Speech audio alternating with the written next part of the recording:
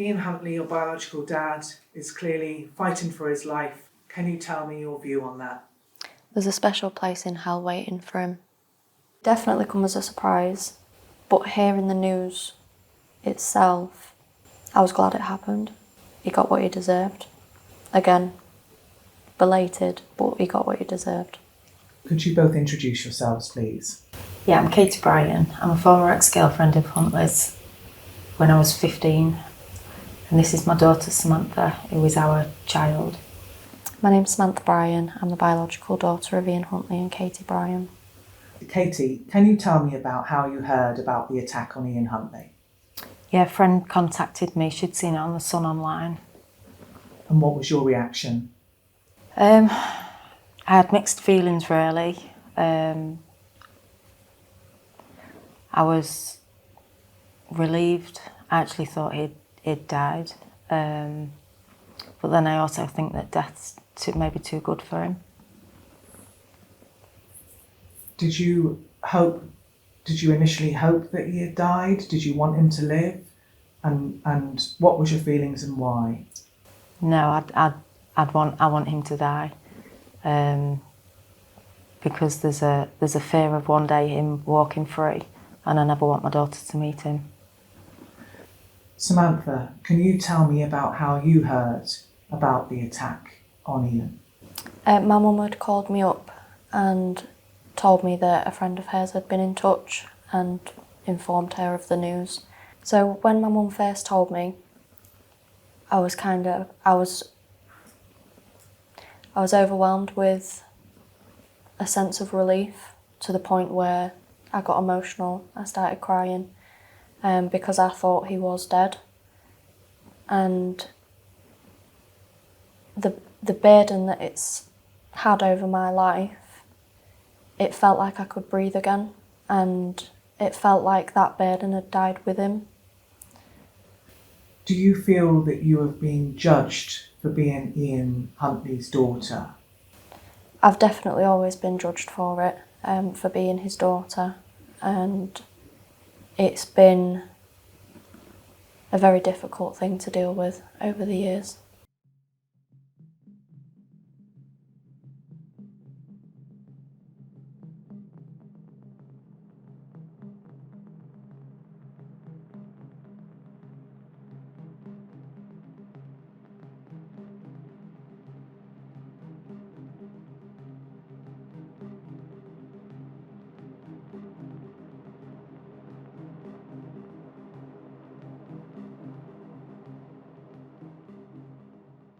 Do you feel, Samantha, that the attack on him was retribution for his terrible crimes?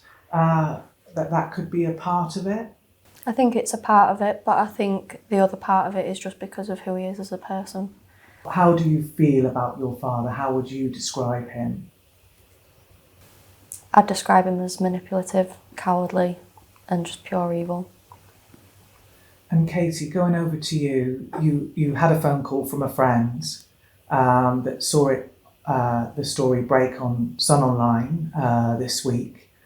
Can you tell me your reaction when you heard that he had been, it was touch and go, and there was initial question marks over if he was dead, and indeed, I think the question is still open as to whether he might survive. What was your initial reaction and what's your reaction now? When I first found out, I was shaking.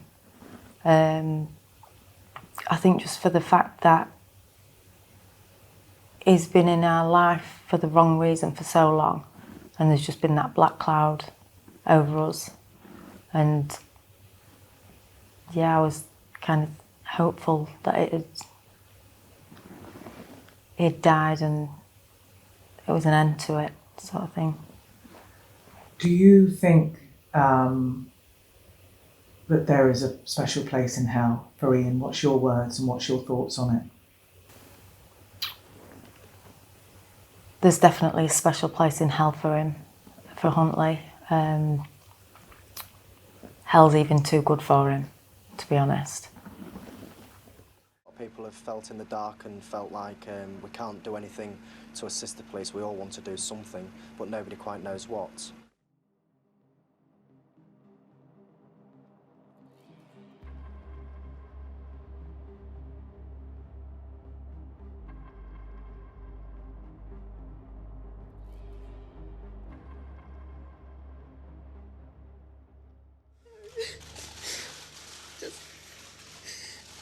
Anyone who's got children must know what we're going through.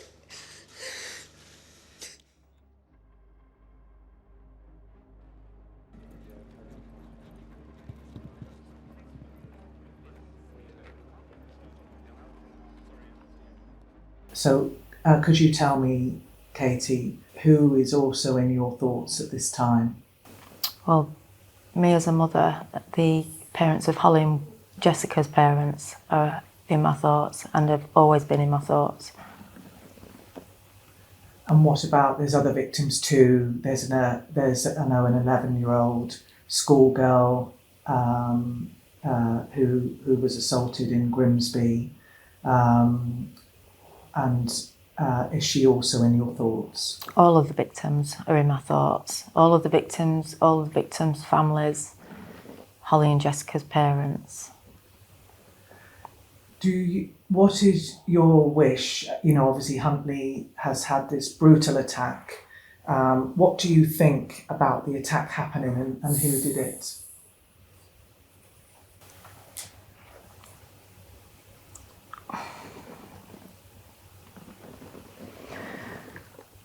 I think he got what he deserved, to be honest. And I think I'd probably shake the hand of the man that did it. Can I ask you the same question, Samantha? What is your thoughts on the attack happening and the alleged person that did it? I'm surprised it didn't happen sooner. I know there have been other multiple attempts, but one of this extent couldn't have happened soon enough. What is your hopes for what will happen next? I know, Katie, you had a fear. You said that you worried that he may ask for Samantha to come to his bedside. They haven't yet met. Is that still a very real fear for you? It is a fear. It's always been a fear for me. I'm just hoping he doesn't wake up for that to happen. Samantha, have you given any thoughts as to if you had a request to meet your father for the first time as he lays gravely ill in a hospital bed? What would be your reaction? Have you any idea of what you would do? Do you know, I honestly haven't thought about it. I think if he was to reach out now, I think it would be for the simple fact that, given the circumstances, he's probably worried that it's going to happen again and he's not going to get that chance to basically drag it out any longer. He's rejected my request that many times now that I'm not confident that if he does ask me to visit him at his bedside, that it will be genuine. Because I think if it was genuine, he'd have wanted to meet me the first time. Can you explain to me, Samantha, why you asked? You've written several times requesting to meet your father. Can you explain to me why you wanted to meet him? To be honest, I just wanted to see what he would say if I was sat in front of him, you know, and I gave him the chance. Nothing documented, recorded, just to see what he would say if I was sat in front of him. And, you know, there was that hope there that maybe something would come to light in terms of getting the truth. But there's only so much you can hope for. Have you always feared, because obviously he's never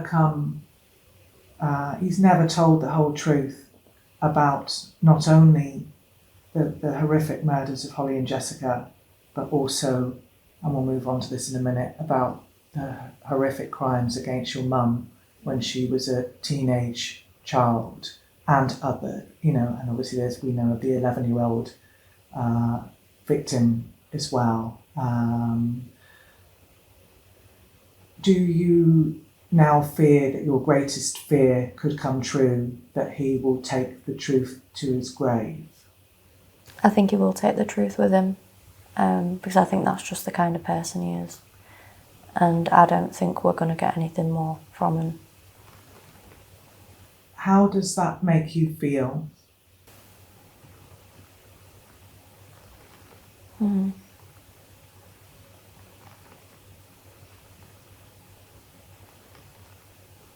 just makes me think less of him.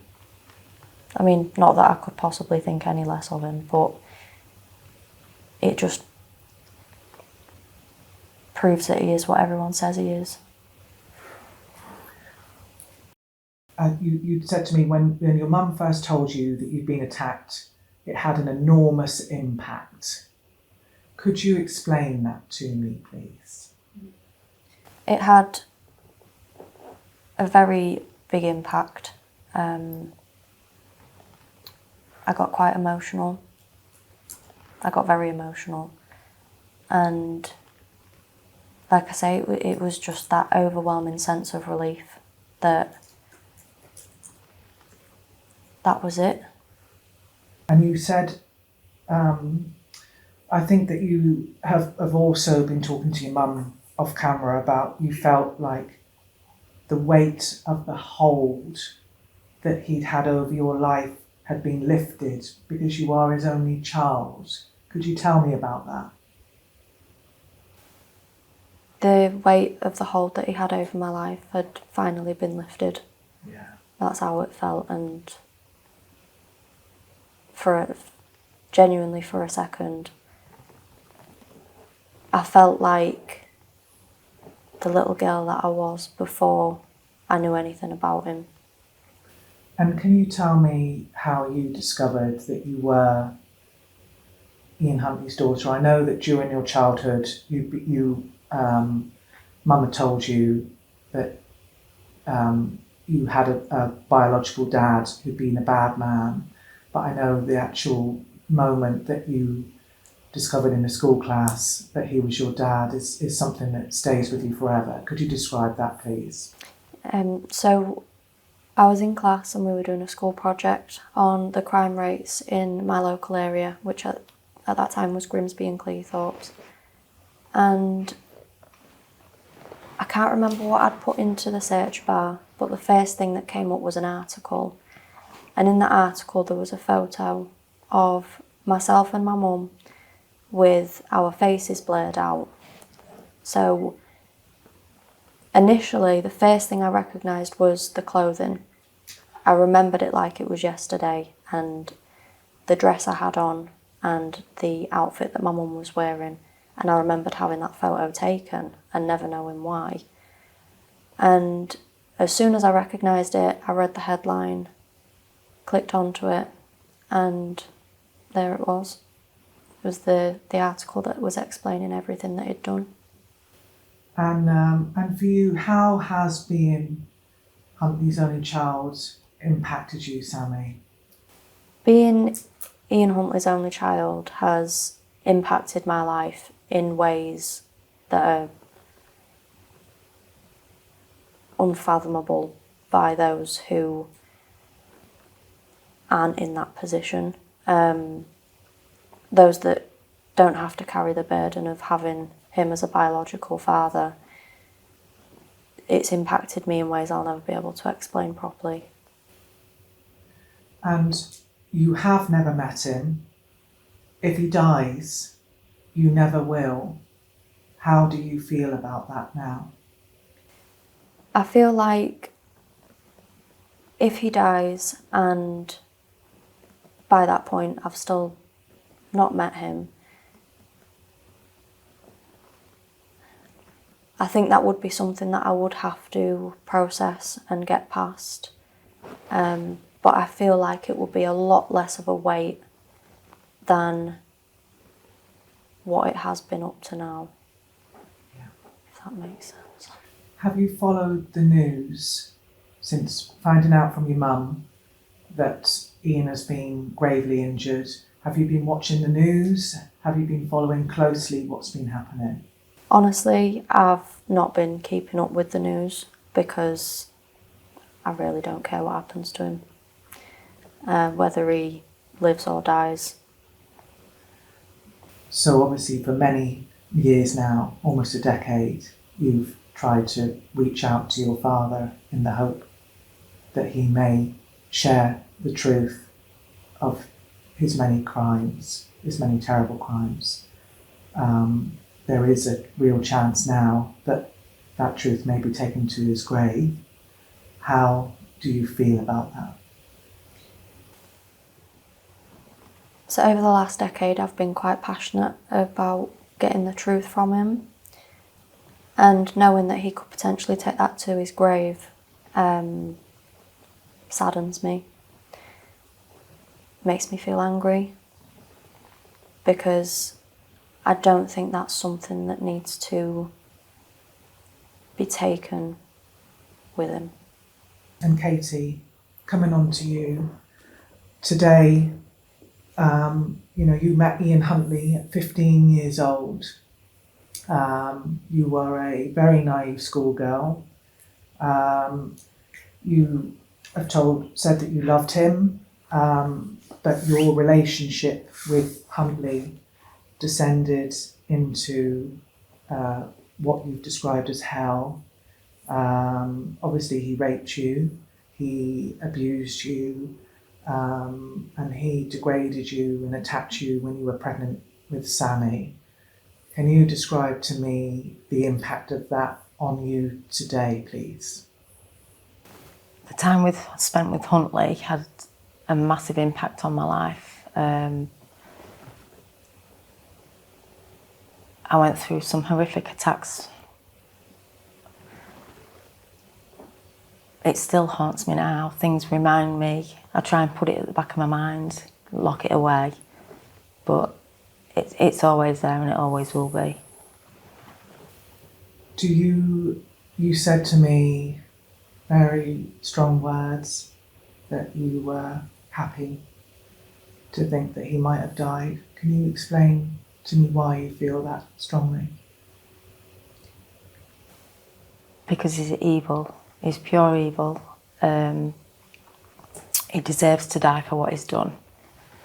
And also, I don't want him to ever have the chance to meet our daughter. And why is that? Because obviously, on the one hand, Samantha has searched so strongly for answers. Yeah. Why have you been so strongly against her seeking those answers face to face? Because she's nothing like her father, and I don't want him to ever taint her life. And if he asked her to come to the bedside, what would be your response? I wouldn't want her to. It'd make me feel sick, just the thought of her being sat at his bedside. He doesn't deserve to see his daughter. And if he does, is your hope then that he will die? Yes, absolutely. I hope he dies. And is that mixed though with, he's never said sorry to you, has he? No. Obviously, you've said that Holly and Jessica and their parents and their family are very much in your thoughts. One thing that you very poignantly said to me is that there can never be any forgiveness or closure, even if he did tell the truth. But your hope was that there wouldn't have been questions left unanswered. Could you put that into words for me and how you would feel if those questions were left unanswered? I feel more for Holly and Jessica's parents If he takes the unanswered questions to the grave, they deserve to know the truth. But he's a coward. He won't divulge the information. And I don't think, even if he pulled through, I don't think anybody will ever find out what really happened. Does that make you feel deep sadness that he's too much of a coward and always has been to tell the truth for his crimes? Yeah, it gives me deep sadness to know that he'll never tell the truth about the crimes that he's committed. And is it fair to say that you've always feared he would take the truth to the grave, and a part of you is devastated that may now come true? I've always feared that he'd take the truth to his grave, and it sickens me to know that will happen. One of the things that is key about your relationship is that you've always said that there is not a bit of Ian Huntley in your daughter. Can you explain that to us, please? There isn't an ounce of Huntley in my daughter. He's evil, a manipulator.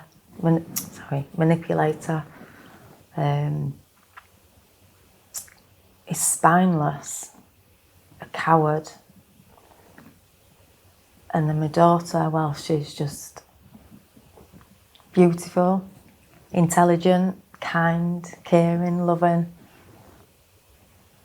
The worlds apart. And you say she saved you. Oh, yeah. Samantha saved you. Yeah, she did. She saved Tell us me. how. She gave me the strength to leave him, knowing that I was pregnant with Samantha. I had to protect my daughter, and I couldn't do that unless I left him. I was worried and fearful that something might happen to Samantha if I stayed. And you fled. His last words to you were, "See you tomorrow, sweetheart." But you did see him one more time after that, shortly after you'd given birth. Yeah. Tell me about that. I was working in the fairground on a ride, and I heard somebody shout my name, and I turned round and he was stood there, and I just panicked, left the ride, run off, phoned security. They come over, but by the time they'd got there, he'd gone. And the next time you saw him was on the telly as the news broke of the arrest following the murders of Holly and Jessica. And you felt immediately that the past had come back. You thought that you'd left this behind. What was your reaction to seeing him and the shadow that he's cast since? I had mixed emotions. I was in shock because it was such a horrific crime. A bit of disbelief, really. But then I also knew what he was capable of, so I did believe that it was him. And ever since seeing him on telly that day, it's just been a big black cloud over all our family. And there is a very real chance that, Huntley may not make it. Do you feel that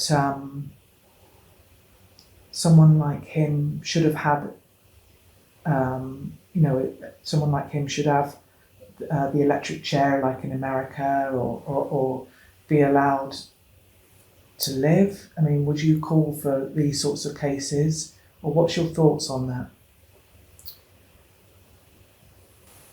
To be honest, I've got mixed feelings about that as well. I think death is too good for him. He deserves to suffer for what he's done, and if he dies, he's not suffering anymore. But then on the other hand, I want him to die. I will just want him out of our lives, out of everybody's lives, so they can just maybe close the door. Obviously, Ollie and Jessica's parents won't be able to close that door, but it might be a door that we can close. And how do you feel, Sammy, about that? About the death penalty? About your dad potentially dying, and with many questions left unanswered. What's your feelings? I agree very much with what my mum said.